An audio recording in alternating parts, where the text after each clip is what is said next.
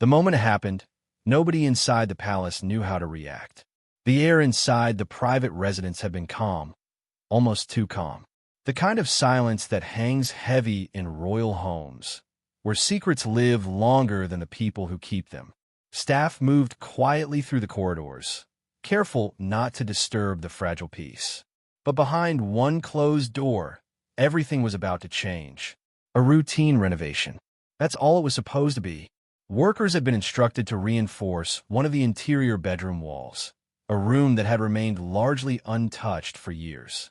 It belonged to someone whose presence still lingered in ways that couldn't be explained. Someone connected deeply to the heart of the monarchy and to one woman in particular. And then they found it, hidden behind layers of plaster, and time was something no one expected, something deliberately concealed, something personal. Within minutes, word spread through the private staff like wildfire. Phones were picked up, voices lowered, orders were given. And when the discovery reached Queen Camilla, witnesses say she froze completely. She didn't speak. She didn't move. And then she collapsed. What could possibly have been hidden inside that wall for so many years? And why would its discovery trigger such a devastating reaction? To understand that moment, you have to understand something much bigger. Because this isn't just about a wall. This is about obsession. Not just Camilla's, but ours. Because for decades, the world has been unable to look away from one family. The most watched, analyzed, and emotionally dissected family on Earth. The royal family. Their lives aren't just lived. They're performed, observed, interpreted, and sometimes exposed. But it wasn't always like this. There was a time when the monarchy existed behind an invisible curtain. A time when the public saw only carefully controlled images, waving hands, polished smiles, distant figures on balconies. They were symbols, not celebrities. They represented stability, tradition, and continuity. They were meant to be admired, not understood. But everything changed when emotion entered the picture, when vulnerability became visible, and when the walls, both literal and metaphorical, began to crack. Because the truth is, royal walls have always held secrets. Some are protected to preserve dignity. Others were hidden to protect power. And some were hidden to protect hearts.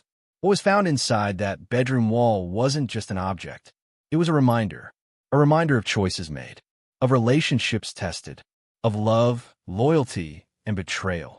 And perhaps most dangerously, a reminder of the past refusing to stay buried. But to understand why that discovery shook Camilla so deeply, we need to go back to where the modern royal obsession truly began. To the moment when crowns stopped being symbols and started becoming stories. Stories filled with real people, real emotions, and real consequences. There's something almost hypnotic about royalty. It's not just the crowns, not just the palaces, not even the centuries of tradition. It's the human drama hidden beneath the gold. Because at its core, the monarchy is built on a contradiction. Royals are meant to be above ordinary life, yet they live through the same emotions as everyone else. They fall in love. They experience jealousy. They make mistakes. And sometimes, those mistakes echo across generations. The public doesn't just watch the royal family. They feel them. Every smile is analyzed.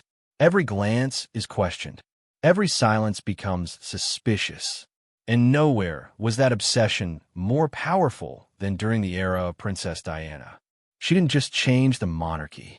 She changed the relationship between the monarchy and the world. Before Diana, royal figures were distant, untouchable, almost mythical. But Diana was different. She cried in public. She showed vulnerability. She broke the illusion of perfection, and the world loved her for it. But with that love came something dangerous. Expectation. Because once the public saw the human side of royalty, they could never unsee it. They wanted more. More truth. More access. More secrets. And the media was ready to deliver. Cameras followed every move. Headlines turned private moments into global events. Suddenly, the royal family wasn't just a symbol of tradition. They were celebrities. And like all celebrities, their private lives became public currency. Every relationship became a storyline. Every conflict became a spectacle. Every secret became a ticking time bomb. This transformation didn't happen overnight. It was gradual, almost invisible at first. But once it began, there was no stopping it. By the time Diana's marriage to King Charles III began to fracture under the weight of emotional distance and public pressure, the world wasn't just observing. They were invested. They picked sides. They formed emotional connections. And when the truth finally surfaced, when the fairy tale cracked, the public felt betrayed. Not because they knew the royals personally, but because they felt like they did.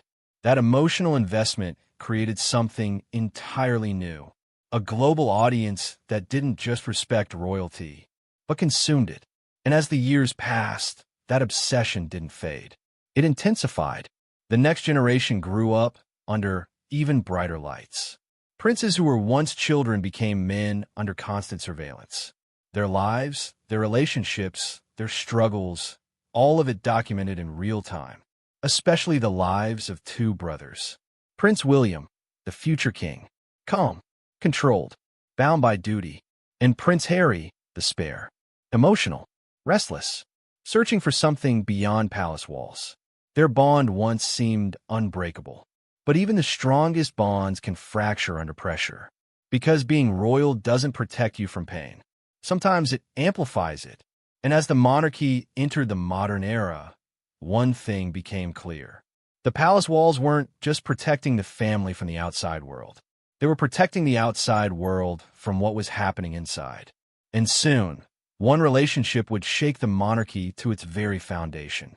One relationship that would expose tensions nobody wanted to acknowledge. One relationship that would change everything. There was a time when royal life existed in carefully controlled fragments. Official portraits, formal speeches, balcony appearances. That was it. The monarchy understood something very important. Mystery preserved power. If people couldn't see everything, they would imagine perfection. And for decades, that illusion held strong, especially under the steady reign of Queen Elizabeth II. She represented discipline, stability, silence. She never explained herself. She never needed to, because in her era, the crown didn't chase attention. Attention came to the crown, but the world was changing. Technology was evolving faster than tradition could keep up. Television brought royal faces into living rooms. Suddenly, people didn't just read about the monarchy, they watched it. They studied expressions. They analyzed body language. Distance began to shrink. And then came the camera lenses. Long lenses. Patient lenses. Lenses that waited outside gates, outside cars, outside private entrances. Cameras that didn't care about tradition. Cameras that didn't respect silence. The monarchy was no longer being observed on its own terms. It was being hunted by curiosity. And nothing accelerated that transformation more than the arrival of a young woman who didn't behave like royalty was supposed to behave. Princess Diana didn't just appear in front of cameras. She connected with them. She made eye contact. She showed emotion. She broke the invisible barrier between royalty and reality. And the cameras loved her. But more importantly, the people loved her. For the first time, a royal didn't feel distant. She felt real. She laughed openly. She cried publicly. She hugged strangers. She showed compassion in ways that hadn't been seen before. And every moment was captured, broadcast, and replayed across the world. This wasn't just monarchy anymore. This was celebrity. And celebrity comes with a price. Because once the cameras decide you are their story, they never stop watching. Every argument becomes a headline. Every absence becomes a mystery. Every private moment becomes potential exposure. The palace, once protected by walls and protocol, was now vulnerable to something far more powerful. Public emotion. The monarchy could no longer exist purely as an institution. It had become entertainment. And the next generation would inherit that reality whether they wanted it or not. Young princes grew up not just as heirs, but as global figures watched from childhood. Their mistakes weren't private lessons. They were public spectacles. Their pain wasn't hidden. It was broadcast. And nowhere was that more evident than the lives of Diana's two sons, Boys who lost their mother in front of the watching world, and who would grow into men shaped by that loss in very different ways. One would embrace the system, the other would question it, and those choices would eventually lead to a fracture nobody thought possible. A fracture that would shake the palace from within. But long before that fracture became visible, the seeds were already there. Hidden, quiet, waiting. There are moments in history when one person changes an institution forever. Princess Diana was that person. When she first stepped into royal spotlight, she was only 19 years old. Shy, soft-spoken, almost overwhelmed by the magnitude of what her life was becoming. She wasn't born into the inner circle of power. She wasn't trained to hide emotion behind formality. And maybe that's exactly why people trusted her. Because she didn't seem untouchable. She seemed human. Her marriage to King Charles III was supposed to be the beginning of a modern fairy tale. The world watched as she walked down the aisle, dressed in ivory silk, stepping into a future that seemed destined for greatness. But fairy tales don't prepare you for reality. Behind palace doors, Diana's world was far more complicated than anyone realized. The pressure was relentless. Every gesture was scrutinized. Every word carried weight. She wasn't just a wife. She was a symbol. And symbols aren't allowed to break. But Diana did break. Not in weakness, in honesty. She spoke openly about loneliness, about emotional distance, about feeling isolated inside a system that demanded perfection but offered little comfort in return. For the first time, the public saw the emotional cost of royalty. And they didn't turn away. They leaned closer.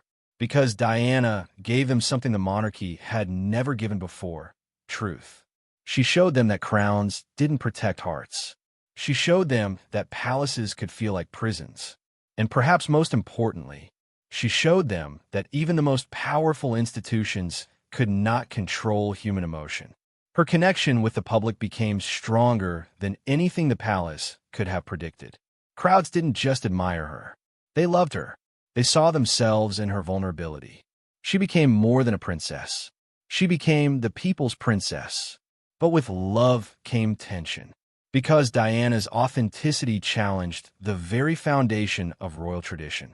The monarchy depended on control, on emotional distance, on carefully managed perception. Diana represented the opposite. She was unpredictable. She was emotional. She was real. And that made her both powerful and dangerous. Not dangerous in intent, dangerous in impact. Because once the public saw her truth, they began questioning everything else. They questioned the institution. They questioned the traditions. They questioned the silence. And those questions didn't disappear after her death. They grew louder. Her passing didn't end her influence. It amplified it. Her legacy lived on through her sons, especially Prince Harry, who carried not only her memory, but her emotional openness. He inherited her sensitivity, her willingness to challenge expectations. And that would eventually lead him down a path nobody inside the palace was prepared for. A path that would expose fractures long hidden beneath royal tradition. A path that would bring new voices into an ancient system. And a path that would bring tensions involving Queen Camilla back into the center of public attention. Because in the royal family, the past never truly disappears. It waits, sometimes in memory, sometimes in silence, and sometimes hidden behind walls. For years, the monarchy believed it had regained control. The chaos of the past had settled into something quieter, more predictable. The next generation understood their roles. They followed protocol. They honored tradition. They maintained the delicate balance between public image and private reality. At the center of that stability stood Prince William, calm, composed, and fully aligned with the expectations of the crown. And beside him, though walking a very different emotional path, was his younger brother, Prince Harry. Harry had always been different. He carried warmth that the public adored, but also a restlessness that palace officials quietly worried about. He had lived through trauma at a young age. He had seen how relentless media attention could destroy peace, privacy, and even lives. And deep down, he never forgot it. For years, he played his role. He smiled when expected. He appeared when required. He fulfilled his duty. But everything changed the moment he met Meghan Markle. She wasn't born into royalty. She wasn't raised within palace walls. She came from a completely different world, one shaped by Hollywood, independence, and self-determination. And Harry fell in love with her completely. At first, the public celebrated their relationship. It felt like a modern evolution of the monarchy, a symbol of progress, a symbol of inclusivity. But behind palace doors, tensions quietly grew, because Meghan represented something unfamiliar, something unpredictable. She asked questions. She challenged assumptions. She didn't automatically accept traditions simply because they had always existed, and that made some within the institution deeply uncomfortable. The pressure intensified after their wedding. Media coverage became more aggressive. Headlines became more invasive. Every move Meghan made was analyzed, criticized, and debated. Harry saw the pattern immediately. He had seen it before. He had seen what this kind of pressure had done to his mother, and he refused to let history repeat itself. What followed was something nobody had expected. Harry and Meghan made a decision that stunned the world. They stepped away. They walked away from their roles as senior working royals. It wasn't just a personal decision. It was an institutional shockwave. For generations, no senior royal have voluntarily stepped outside the system in this way. The monarchy was built on duty, permanence, and hierarchy. But Harry chose something else: freedom. And with that choice came consequences. Relationships strained. Trust fractured. Silences grew longer. And figures like Queen Camilla found themselves once again navigating an emotional landscape shaped by past wounds, public scrutiny, and private tension. Because Harry's decision didn't just affect his future. It reopened the past. It brought old emotions back into focus. It forced the monarchy to confront truths it had spent decades trying to stabilize. And it reminded everyone of something deeply uncomfortable. The monarchy may appear permanent, but the people inside it are not immune to breaking. And sometimes, the most devastating discoveries aren't made in public. They're made in private, behind closed doors, behind silent memories, and sometimes hidden where nobody thought to look.